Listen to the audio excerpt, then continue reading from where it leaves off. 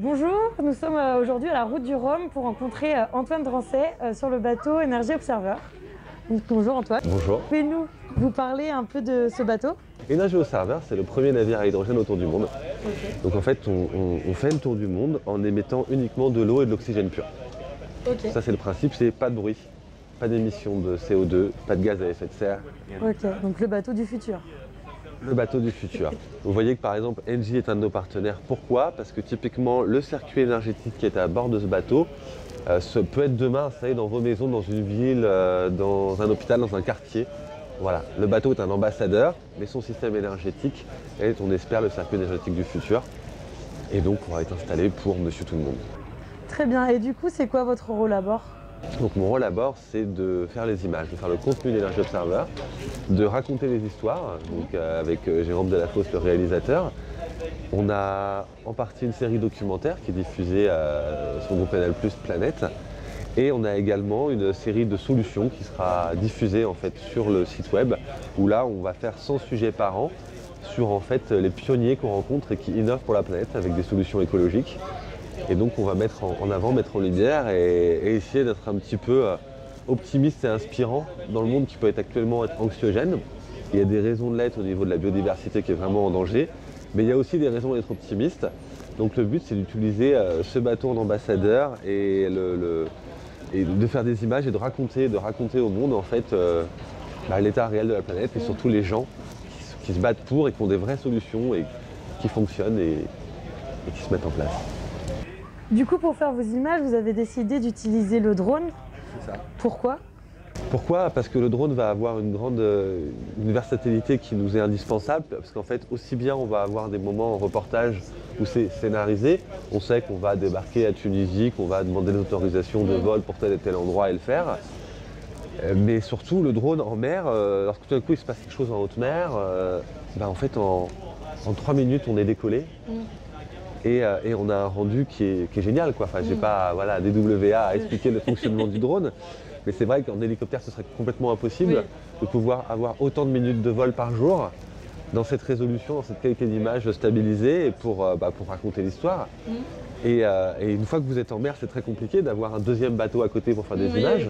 Là, l'avantage, c'est que vous avez vu tout à l'heure, on parle du pont d'envol d'Energy Observer et hop, c'est parti, on fait des images comme si on avait un hélicoptère ou un second bateau.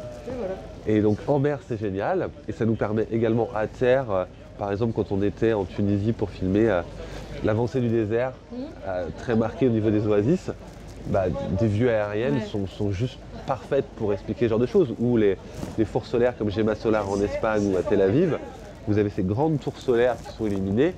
Le drone est juste parfait. On décolle, on a les images et voilà. Du coup, vous êtes venu chez nous en formation, chez Digital Works Aircraft. Qu'est-ce qu'on vous a appris au niveau du drone de plus que ce que vous saviez? On a revu des bases parce que c'est vrai qu'on a tendance, une fois qu'on pilote beaucoup tout seul en mer et qu'on n'a absolument personne, c'est-à-dire qu'on n'a pas toutes ces règles de je risque de survoler quelqu'un, je suis en zone scénario S1, S2, S3. Non, vous êtes en haute mer. C'est un bien commun qui n'appartient à personne, il n'y a pas de réglementation, c'est le Far West.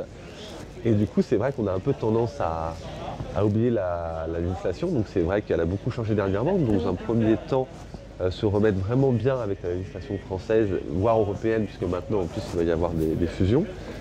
Reprendre des bases, quand on est en mer pareil, lorsqu'on pilote, on ne va pas s'amuser à dire ok, je vais ramener le drone en commande inversée parce que je veux le ramener à vue en le ramenant. Non, il y a déjà les vagues, le vent, le fait que la moindre erreur, le drone est à la flotte, l'équipage, donc on ne se met pas dans des conditions difficiles. On va le ramener, les conditions sont déjà difficiles, on le ramène en disant on le ramène à cul, c'est-à-dire qu'on pilote toujours en fait au sens de la caméra. J'ai retravaillé du coup avec les formateurs, bêtement, alors que j'ai presque des centaines d'heures de pilotage, mais à repiloter en fait à vue avec le drone en inversé. On a pas mal travaillé aussi, DWA m'a appris au niveau de la gestion des lipos. Plein de choses que j'ignorais au niveau de la gestion des lipos, comment vraiment les optimiser, prévenir les risques d'incendie et bien les utiliser. C'est vrai que c'était une chose qui peut paraître basique et que finalement j'ai pu apprendre la WA Voilà, c'était important. Et surtout partager, parce qu'en fait, on est entouré de dronistes passionnés et qui travaillent avec ça tous les jours, qui font plein de rencontres. Donc en fait, c'est un lieu où on peut vraiment échanger sur le drone. Ah, bah, il m'est arrivé tel problème, j'ai des problèmes de compas et des émus parce qu'en fait, le bateau, ça bouge tout le temps. Qu'est-ce que vous feriez vous? Ou qu'est-ce que vous imagineriez? Des conseils? Ah oui, mais qu'est-ce que tu penses de tes drones par rapport à celui-là?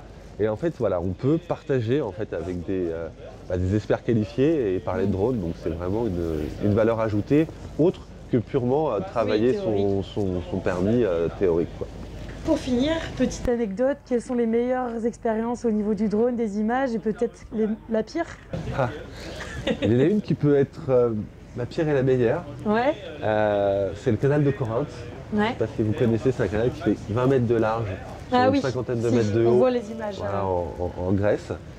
Et en fait, on devait le passer à 9 h du matin. Donc moi, je fais un quart de nuit qui se termine à 4 h. Donc je vais un peu dormir. Et finalement, mon capitaine me réveille à 6 h du mat. Donc ça faisait 2 petites heures que je dormais. On rappelle le CATD, être dans des bonnes conditions physiques, avoir bien dormi, être reposé.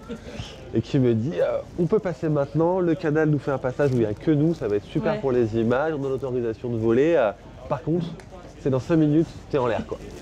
T'es dans le Zodiac, t'es en l'air. Donc voilà, on se réveille, on prend le P4, on monte dans le petit annexe, on a un petit zeppelin qui n'est pas très grand, qui fait 5 mètres.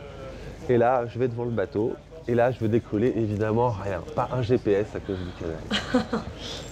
On arrive à la moitié du canal, qui est assez court, hein, donc j'avais fait des photos, etc. avec un boîtier. Et puis là, je dis, je peux pas ne pas voler, là, c'est trop chaud. Il veut pas, en fait, voler en... Il veut pas décoller en... Il voulait pas décoller, il avait 2 GPS, il me disait, le drone, non, je ne décollerai pas. D'une manière que je n'expliquerai pas à la caméra, on le force à décoller, donc vraiment on le jette en l'air et on le fait décoller, avec une chance sur 2 qu'il fasse plouf. Donc on décolle évidemment en ATT, entre 2 énormes murs, voilà, 2 énormes falaises, au-dessus des ponts et des routes et des câbles, des goélands et des mouettes qui étaient de choper le drone. Et là on n'est pas arrivé dans un Zodiac qui bouge aussi, donc on perd toute la notion de perspective et on se dit allez c'est maintenant qu'on va sortir des belles images, et elles sont sorties. Ouais. Donc c'était mes plus belles images, mais c'est vrai qu'elles ont été dures. Et pour l'anecdote, c'était, je voulais avoir la sortie du canal, et là je vois ma batterie qui est à 30%. Je dis bon, dans 5 minutes il est sorti du canal, je n'ai pas le temps de me poser sur le bateau qui bouge, de changer la batterie, de remonter. Je fais tant pis, je pousse. Du coup j'ai poussé la batterie dans ces livres en disant tant pis si je la perds. Et au bout d'un moment, forcément, les alarmes, je les active comme je peux, ça revenait en boucle. Et là, le drone, en fait, au bout d'un moment, forcément, on n'a plus assez de tension dans la lipo pour maintenir l'altitude. Donc, je finis les plans. Impossible de le reposer à bord. J'étais trop loin du bateau et il parlait d'altitude. Donc, je repère un caillou, en fait, et je devais en one shot, en fait, aller le poser sur le caillou. Ouais. Mais il n'était pas à vue, donc j'étais à la caméra en top shot, comme ça, pour le poser sur le caillou. Et après, avec le Zodiac, j'ai été le chercher, du coup, dans l'eau, mouillé. Donc, et pas réveillé, donc je saute dans l'eau. Bon, elle était bonne, hein. Mais de jusque là, et je garde la télécommande dans la main. Pourquoi? Je sais pas. Pour aller récupérer le drone sur les cailloux. Voilà. Donc j'ai les images, parce que j'aurais fait tout ça pour rien si le drone avait fini à l'eau, quoi. Au moins les images ont été récupérées. Voilà. Et donc ça a été un super moment. Là, le drone, c'est juste génial, quoi. Ouais. Très bien. Merci beaucoup d'avoir répondu à toutes nos questions. Et bon voyage. Merci. C'était un plaisir de partager ça avec vous.